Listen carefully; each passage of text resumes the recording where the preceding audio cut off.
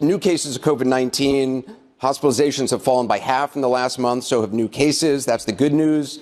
There's this potential threat, potential surge from the variants coming down the pike, potentially.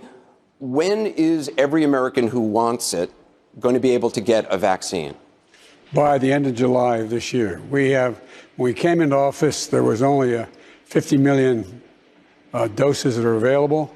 We have now, by the end of July, we'll have over 600 million doses, enough to vaccinate every single American. When you say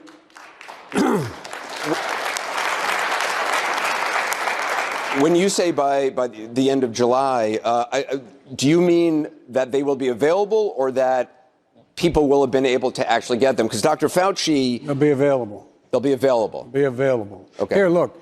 What we did, we got into office and found out the supply, there was no backlog. I mean, there was nothing in the refrigerator, figuratively and literally speaking. And there are 10 million doses a day that were available.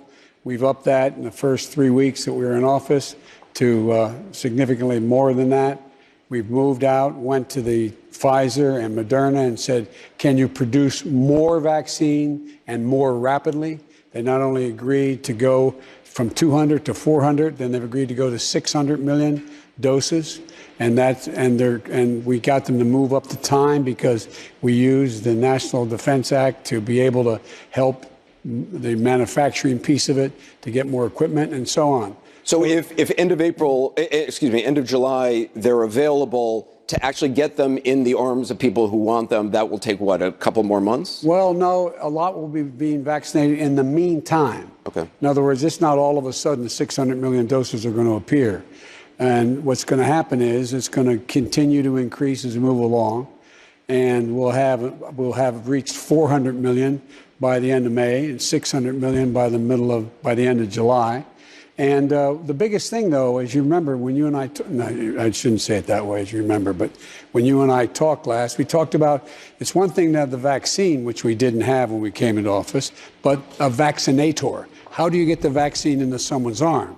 So you need the paraphernalia, you need the needle, you need the mechanisms to be able to get it in. You have to have people who can inject it in people's arms. That's been one of the problems, just getting enough people. Yes, now we have made significant strides increasing the number of vaccinators.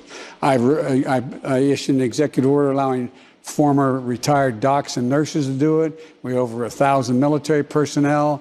CDC is,